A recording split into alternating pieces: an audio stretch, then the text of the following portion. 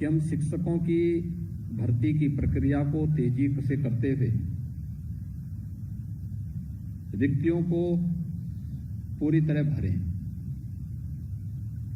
और इस दौरान उच्च माध्यमिक, बेसिक और तकनीकी शिक्षा के लगभग 1.5 लाख शिक्षकों के पद प्रदेश के अंदर भरे गए। मुझे प्रसन्नता है कि इसमें योग्यता को और संविधान के आरक्षण के नियमों का पूरा पालन करते हुए प्रदेश के योग्यतम अभ्यर्थियों को प्रदेश के अंदर शिक्षा जगत में किए जाने वाले परिवर्तन का साक्षी बनने का एक अवसर प्रदान किया गया है। और आज ये सौभाग्य आपको प्राप्त हो रहा है कि उत्तर प्रदेश लोक सेवा आयोग के द्वारा चयनित 2846 यानी 2846 प्रवक्ता और सहायक शिक्षकों की भर्ती की प्रक्रिया पूरी हुई और उन सभी 9 चयनित शिक्षकों के नियुक्ति पत्र वितरण का कार्यक्रम माध्यमिक शिक्षा विभाग ने ऑनलाइन मेरिट के आधार पर उन्हें विद्यालय भी चयन करके उपलब्ध करवाए हैं। मैं इसके लिए माध्यमिक शिक्षा विभाग को, खासतौर पर deputy CM doctor Dinesh Sharma ji को हृदय से बधाई देता हूं, धन्यवाद देता हूं। आप सबको शिक्षा जगत में ऐसे समय में एक शिक्षक के रूप में कार्य करने का अवसर प्राप्त हो रहा है जब ये देश नई शिक्षा नीति के साथ सामने आया है। आपने जब अपना अध्ययन किया होगा, अपना प्रशिक्षण लिया होगा, उस समय हम 1986 की शिक्षा नीति के अनुरूप अपना शिक्षण और अपना प्रशिक्षण ले रहे थे। 2022 से यह देश नई शिक्षा नीति के साथ आगे बढ़ेगा। हम आभारी हैं आदरणीय प्रधानमंत्री जी के, जिन्होंने 2020 में कोरोना महामारी के बावजूद नई शिक्षा नीति को पूरे देश के अंदर लागू किया। शिक्षा जगत में आमूलचूल परिवर्तन करने का,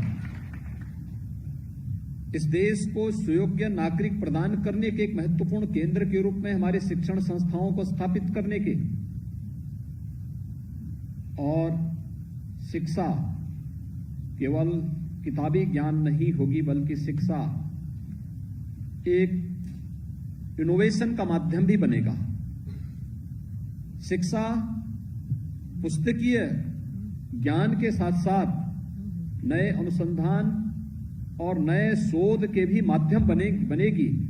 इस दृष्टि से नई शिक्षा नीति देश के अंदर लागू की गई है, जिसमें तमाम प्रकार के विकल्प हर एक छात्र छात्रा के लिए उपलब्ध कराए जा रहे हैं। और मुझे लगता है कि उसके लिए अभी से अपनी तैयारी और अपने को उसके अनुरूप बनाने की तैयारी ये आज की सबसे बड़ी आवश्यकता है। और मैं आह्वान करूंगा आप सबका, आपने देखा होगा, आप में से बहुत सारे अभ्यर्थी ऐसे रहे होंगे जिन्होंने अपनी किस्मत को 2017 के पहले तमाम प्रकार की प्रतियोगी परीक्षाओं के साथ आजमाने का प्रयास किया होगा, लेकिन योग्यता होने के बावजूद आपको निराशा मिली होगी, क्योंकि तब पारदर्शी व्यवस्था नहीं थी, ईमानदारी का अभाव था। तब हर एक चयन की प्रक्रिया में बेईमानी और भ्रष्टाचार का घुन लग जाता था और अंततः व्यक्ति को हताश और निराश होकर के घर में चुपचाप बैठना पड़ता था। लेकिन एक प्रक्रिया 2017 के बाद आप सबको देखने को मिली होगी, जिस चयन की प्रक्रिया के माध्यम से प्रदेश के अंदर अभी हमारी सरकार का 4.5 वर्ष का कार्यकाल पूरा नहीं हुआ, लेकिन इन 52-53 महीनों के दौरान हमारी सरकार ने अब तक 4.5 लाख प्रदेश के नौजवानों को सरकारी नौकरी प्रदेश के विभिन्न विभागों के अंदर दी है। और अन्यथा ये सभी नियुक्तियां पिछली सरकारों की बेईमानी और भ्रष्टाचार की गिद्ध दृष्टि के कारण, न्यायालय के स्थगन आदेश के कारण रुकी हुई थी।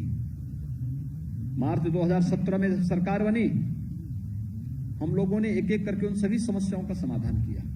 कि आखिर ये भर्तियां क्यों बंद हैं, हमारा नौजवान क्यों घूम रहा है, योग्यता और क्षमता होने के बावजूद उसको अपने प्रदेश में, अपने जनपद में कार्य क्यों नहीं मिल पा रहा है। और जब हम लोग इस पर आए तो ये देखने को मिल रहा था कि बेईमानी और भ्रष्टाचार कि जिस आकंठ व्यवस्था के साथ ये लोग डूबे हुए थे, वो भ्रष्टाचार केवल वंशवाद और जातिवाद का ही नग्न तांडव नहीं कर रहा था, बल्कि बेईमानी और भ्रष्टाचार की भी एक नई गाथा लिख करके प्रदेश के नौजवानों के भविष्य के साथ खिलवाड़ कर रहा था। और ये बंद होना ही चाहिए। इस संकल्प के साथ जब कार्रवाई प्रारंभ हुई, उसके परिणाम सबके सामने देखने को मिले। 4.5 लाख नौजवान सरकारी नौकरी प्रदेश के अंदर पाए। आप उठा करके देखिए, पिछले 15-20 वर्षों के उत्तर प्रदेश शासन के अंदर हुई नियुक्तियों के डाटा आंकड़ों को, किसी भी सरकार के कार्यकाल में इतनी नियुक्तियां आपको नहीं मिली होंगी। और जब हमारी सरकार के 5 वर्ष के कार्यकाल पूरे हो रहे होंगे, तब ये सरकार 5 लाख सरकारी नियुक्ति प्रदेश के नौजवानों को देने में सफल हो चुकी होगी। और ये सरकारी नियुक्ति केवल सरकारी क्षेत्र में नहीं, ये 5 लाख तो सरकारी क्षेत्र में हम लोग देंगे, लेकिन इससे कई गुना ज्यादा नौकरी और रोजगार निजी क्षेत्र में भी हम लोगों ने प्रदेश के नौजवानों के लिए उपलब्ध करवाए हैं। प्रदेश के अंदर कानून व्यवस्था की बेहतर स्थिति न केवल प्रदेश के बारे में देश और दुनिया की धारणाएं बदली हैं, बल्कि प्रदेश में निवेश के अनुकूल वातावरण देने में भी सफलता प्राप्त हुई है। और व्यक्ति इस बात को मानता है कि आज प्रदेश सुरक्षित है। हम जो पूंजी लगाएंगे वो कोई माफिया जबरन कब्जा करके, अपहरण करके, फिरौती वसूली के नाम पर अराजकता और अव्यवस्था पैदा करने का प्रयास नहीं करेगा, क्योंकि इसे मालूम है अगर करेगा तो उसके अंजाम क्या होंगे। और इसलिए कोई भी उस प्रकार का दुस्साहस नहीं कर सकता। हर व्यक्ति निवेश के सबसे अच्छे गंतव्य के रूप में उत्तर प्रदेश को मानता है। हमने व्यापक रिफॉर्म किए, उस रिफॉर्म के परिणाम सामने आ रहे हैं। ईज ऑफ डूइंग बिजनेस में 14वें और 16वें रैंकिंग से उत्तर प्रदेश आज दूसरे नंबर पर आ गया है। देश के अंदर सबसे अच्छा परफॉर्म करने वाले राज्य के रूप में उत्तर प्रदेश आया है। प्रदेश के अंदर जो कार्य प्रारंभ हुए, इंफ्रास्ट्रक्चर डेवलपमेंट के कार्य हुए, हर एक विभाग ने, शासन से जुड़े हुए हर एक विभाग ने अपने स्तर पर प्रयास प्रारंभ किया, उसका परिणाम सामने आया। और सामने परिणाम का किस रूप में कि प्रदेश के अंदर प्रति व्यक्ति आय बढ़ी, प्रदेश की अर्थव्यवस्था ने एक नई ऊंचाइयां छूना प्रारंभ किया। हम लोग जब 2017 में आए तो 16-17 के अंदर क्या स्थिति थी प्रदेश के अंदर। प्रदेश के बारे में जब लोग परिचय देते थे कि हम देश के अंदर सबसे बड़े आबादी के राज्य के निवासी हैं, और जब अर्थव्यवस्था की बात आती थी तो लोग कहते थे हम देश की 6ठी अर्थव्यवस्था है, यानी आबादी में सबसे बड़े, लेकिन देश की अर्थव्यवस्था में हमारा योगदान क्या, लोग कहते थे 6ठी अर्थव्यवस्था है। आज मुझे बताते हुए प्रसन्नता है, पिछले 4-4.25 वर्ष के अंदर किए गए परिश्रम का परिणाम है उत्तर प्रदेश देश की दूसरी सबसे बड़ी अर्थव्यवस्था के रूप में भी दुनिया के सामने आया। निवेश और अर्थ जो प्रदेश के अंदर आर्थिक विकास की नई ऊंचाइयां छूना प्रारंभ किया, इसके कारण व्यापक निवेश की संभावनाएं प्रदेश के अंदर बनी। आज इंफ्रास्ट्रक्चर डेवलपमेंट के कार्य हो रहे हैं। तो इंफ्रास्ट्रक्चर डेवलपमेंट का कार्य प्रदेश की अर्थव्यवस्था को एक नई ऊंचाइयों तक पहुंचाने का कार्य कर ही रहा है। प्रदेश में नए निवेश को भी आमंत्रित करता है, और यह नया निवेश 1,61 लाख से अधिक नौजवानों को नौकरी और रोजगार देने में सफल हुआ। यह वही प्रदेश है जहां पे नौजवान भागते थे।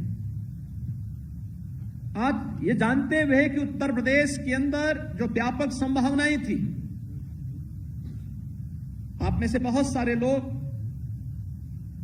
शिक्षक बनने के पहले प्रत्यक्ष अप्रत्यक्ष रूप से 2017 के भारतीय जनता पार्टी के लोक कल्याण संकल्प पत्र को पढ़े होंगे। उस लोक कल्याण संकल्प पत्र में एक लाइन ये भी थी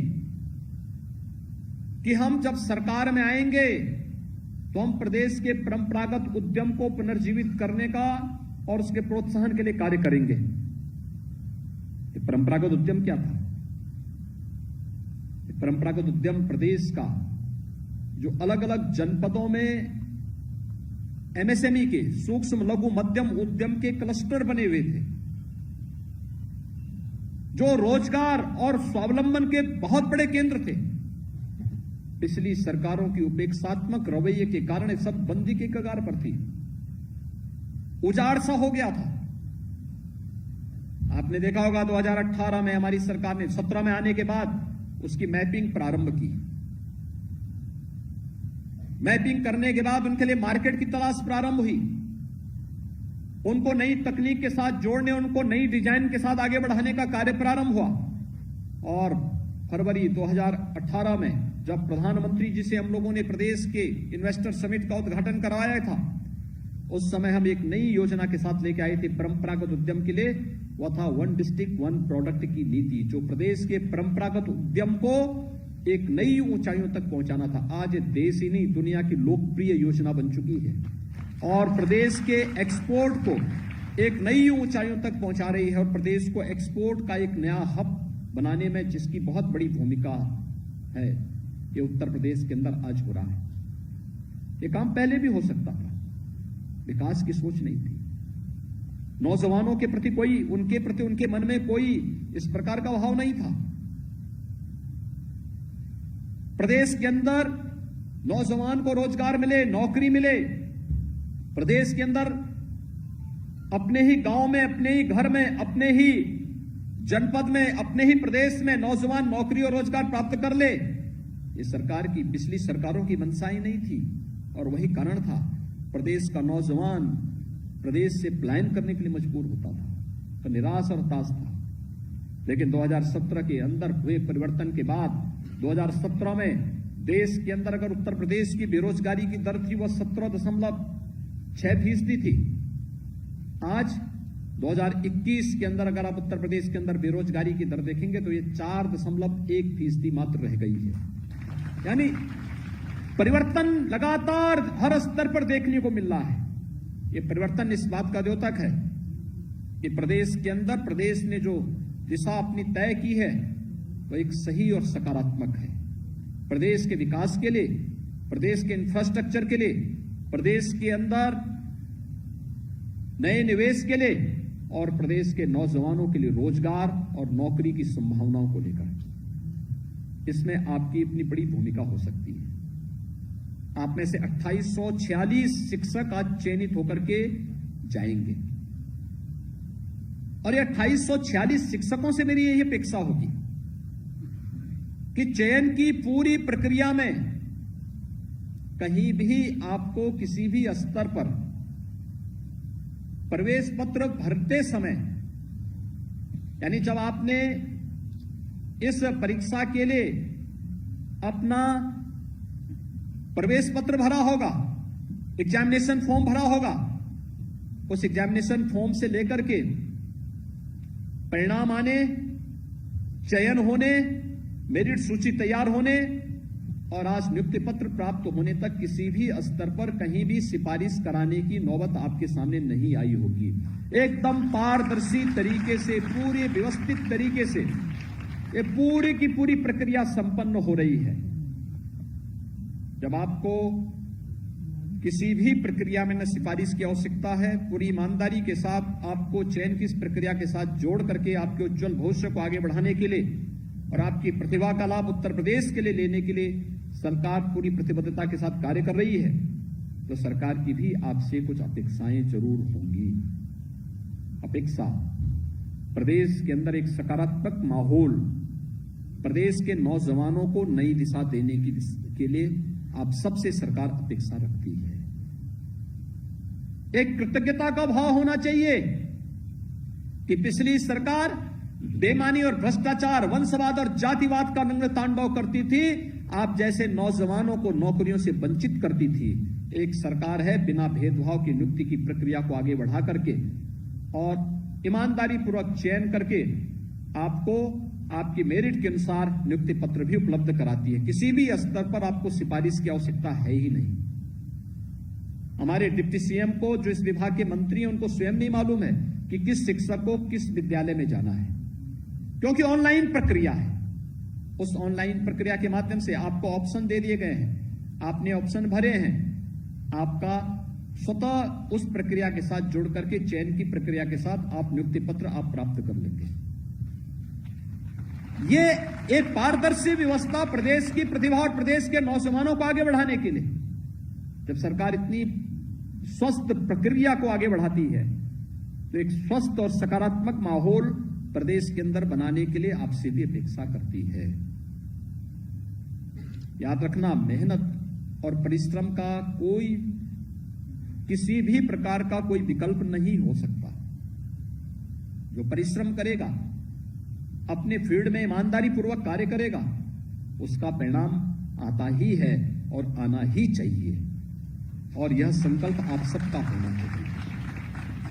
आप इंटर कॉलेजेस में जाएंगे, याद रखना, जिन इंटर कॉलेजेस में आप जाएंगे, वे इंटर कॉलेजेस ही प्रदेश की जो पीढ़ी आज शासन में या प्रशासन में लीड कर रही है, नेतृत्व दे रही है, ये इन्हीं इंटर कॉलेजेस की देन है। ये कहीं और से नहीं आए हैं, किसी कॉन्वेंट और पब्लिक स्कूल से नहीं आए हैं, ये इन्हीं से आए हैं। और आपको देखना होगा, एक उस समय उस कॉलेज और उस संस्था की स्थिति क्या थी कि वह प्रदेश को नेतृत्व देने वाली टीम और फौज खड़ी कर सकती है, और एक अब जब उसके सामने एक अस्तित्व का संकट आया हुआ है, अस्तित्व के संकट से उसे उभारने की आवश्यकता है, एक नया विश्वास भरने की आवश्यकता है। पूरी टीम, शिक्षकों की टीम के अंदर, छात्र छात्राओं के अंदर, विद्यालय परिवार के अंदर, अभिभावकों के अंदर, और उस विश्वास को भरने का पहला काम आपको करना है। ईमानदारी से एक शिक्षक का दायित्व बनता है कि अगर विद्यालय 9 बजे प्रारंभ हो रहा है तो 8:30 बजे अपने विद्यालय में पहुंचे। विद्यालय 3 बजे 4 बजे बंद हो रहा है तो उसके आधे घंटे के बाद निकले। एक एक क्लासरूम को देखें, अपनी क्लासरूम में जाकर के चेक करें, साफ सफाई की व्यवस्था से लेकर के एक एक छात्र पर व्यक्तिगत रुचि लेनी पड़ेगी, और व्यक्तिगत रुचि लेकर के उसके सर्वांगीण विकास में आपकी क्या भूमिका हो सकती है, इस भूमिका के साथ अगर आप जुड़ेंगे तो वह छात्र आपको सदैव याद करेगा, स्मरण करेगा, जिस भी स्थिति में होगा, लेकिन आपके इस कृतित्व के प्रति सदैव कृतज्ञता ज्ञापित करेगा। लेकिन अगर आपने लापरवाही की तो वही छात्र फिर आपको जिंदगी भर कोसेगा भी, और जिंदगी भर कोसने का मतलब, अगर आप 17-18 वर्ष की आयु में उसके भविष्य के साथ खिलवाड़ कर रहे हैं तो याद करिए, आगे के 60, 70, 80 वर्ष आपको उस छात्र के मुंह से गाली ही गाली खानी है। इसलिए आपको गाली खाना है या यश प्राप्त करना है, ये आप पे निर्भर करता है, और उस दिशा से अपने आप को तैयार करना पहला कार्य आपका होना चाहिए। दूसरा, मैं अक्सर एक बात को देखता हूं कि कार्य, देखिए, आप जाएंगे अलग अलग जनपदों में, प्रदेश के अंदर 8 आकांक्षात्मक जनपद हैं। ये आकांक्षात्मक जनपद वह जिनकी अभी कुछ आकांक्षाएं बची हुई है। नीति आयोग ने कुछ पैरामीटर तय किए थे, और पैरामीटर इस बात को तय किए थे कि शिक्षा है, स्वास्थ्य है, रोजगार है, एग्रीकल्चर के फील्ड में, स्किल डेवलपमेंट के फील्ड में या अन्य क्षेत्रों में वह जनपद अन्य जनपदों की तुलना में भी पिछड़े हैं। ऐसे 8 आकांक्षात्मक जनपद सिद्धार्थनगर, बलरामपुर, श्रावस्ती, बहराइच, ये 4 जनपद नेपाल सीमा से सटे हुए हैं। शेष 4 जनपद चंदौली, सोनभद्र, चित्रकूट और फतेहपुर, ये 8 जनपद प्रदेश के अंदर आकांक्षात्मक जनपद हैं, जिनको अन्य जनपदों के साथ एक नई प्रतिस्पर्धा के साथ खड़े होने के लिए अभी मेहनत करनी है। आप में से बहुत सारे शिक्षक इन आकांक्षात्मक जनपदों में जा रहे होंगे। अतिरिक्त मेहनत इन जनपदों को किए जाने की आवश्यकता है, क्योंकि वहां पर एक शिक्षक के रूप में जब आप कार्य करेंगे तो वहां पर बालक भी होंगे, बालिकाएं भी होंगी। बालिकाएं होंगी, उनका स्कूल से ड्रॉप रेट ज्यादा होगा, यानी असमय स्कूल छोड़ देने की प्रवृत्ति। कोई 6ठी क्लास में एडमिशन लिया, उसके बाद स्कूल आना बंद कर दिया। किसी ने 8वीं के बाद स्कूल जाना बंद कर दिया होगा। ऐसे अभिभावकों को चिन्हित करना, फिर अभिभावकों को समझाना, फिर उन बालिकाओं को स्कूल भेजना। और में से बहुत सारी बालिकाएं होंगी जो एनेमिक होंगी। आप बाल विकास और पुष्टाहार विभाग के साथ संवाद बना करके, आंगनबाड़ी केंद्रों के साथ संवाद बना करके, आईसीडीएस के साथ संवाद बना करके, डिस्ट्रिक्ट एडमिनिस्ट्रेशन के साथ संवाद बना करके उन बालिकाओं को मिलने वाले पोषाहार से, उनको मिलने वाले उस व्यवस्था के साथ जोड़ करके उस बालिका के स्वास्थ्य के प्रति चिंता कर सकते हैं। विद्यालय की रुचि होनी चाहिए, या फिर क्योंकि अगर वही बालिका आगे आएगी, याद रखना, मातृ मृत्यु दर और शिशु मृत्यु दर को आप फिर नियंत्रित नहीं कर पाएंगे, क्योंकि वह बालिका आज एक आपकी बालिका है, आपकी विद्यार्थी है। अगर आज उसके स्वास्थ्य के प्रति जागरूक नहीं, तो कल वही बालिका जब आगे बढ़ेगी तो प्रदेश के स्वास्थ्य के आंकड़ों पर निरंतर प्रहार होते हुए दिखाई देंगे। उसके प्रति हमें सजग होना होगा, बताना होगा, बालक हो या बालिका, उनके बारे में जागरूक होना, उनको सही दिशा देना, उन्हें शासन की योजनाओं से अवगत कराना, आकांक्षात्मक जनपदों में विशेष रुचि लेकर के कार्य करना, और साथ साथ शासन की योजनाओं की जानकारी भी रखना। याद रखना, मैं देख रहा था, मैंने एक बार एक तकनीकी इंस्टीट्यूशन से जुड़े हुए कुछ छात्रों को अपने पास बुलाया था। वे फाइनल ईयर के थे। कुल 20 छात्र मेरे पास आए थे, बीटेक कर रहे थे सभी। मैंने उन लोगों से पूछा, मैंने कहा आप लोग क्या करना चाहते हैं? 20 में से 16 ने स्वयं इस बात को कहा कि हम लोग स्वयं का स्टार्टअप स्थापित करना चाहते हैं। 2 ने कहा कि हम किसी मल्टीनेशनल कंपनी में जाना चाहते हैं। 2 ने कहा कि हमें सरकारी नौकरी मिलेगी, तो सरकारी नौकरी नहीं तो जहां काम मिल जाएगा वहां काम करेंगे। जो लोग 16 लोग थे, मैंने इनसे पूछा तो आप अब स्वयं का स्टार्टअप स्थापित करना चाहते हैं तो क्या समस्या आ रही है? उन्होंने कहा देखिए साहब, हम सामान्य परिवारों के हैं, हमारे परिवार के पास इतनी पूंजी नहीं होगी कि हमें 5 लाख 10 लाख रुपए की सहायता कहीं से मिल सके या परिवार उपलब्ध करा दे। हमें चाहते हैं कि हमें कोई एक व्यवस्था मिले। तो मैंने कहा इसकी तो पहले से स्कीम है, प्रधानमंत्री स्टार्टअप योजना के अंतर्गत भी आप इस कार्य को कर सकते हैं, प्रधानमंत्री मुद्रा योजना के साथ उसको जोड़ करके भी आगे बढ़ा सकते हैं। अगर शासन की इन योजनाओं की जानकारी शिक्षक को नहीं है तो स्वाभाविक रूप से छात्र को भी नहीं होगी। शासन कोई स्कीम निकालता है, कोई कार्यक्रम निकालता है, किसी एक योजना के बारे में जानकारी देता है। शिक्षक का मतलब यह नहीं कि आपने अपनी डिग्री ले ली, प्रशिक्षण ले लिया, शिक्षक हो गए तो इसके बाद आपका किसी भी प्रकार के स्वाध्याय से संबंध समाप्त हो गया। एक शिक्षक तभी योग्य शिक्षक हो सकता है जब वह निरंतर अपने जीवन के विद्यार्थीपन को हमेशा अपने अंदर बनाए रखेगा।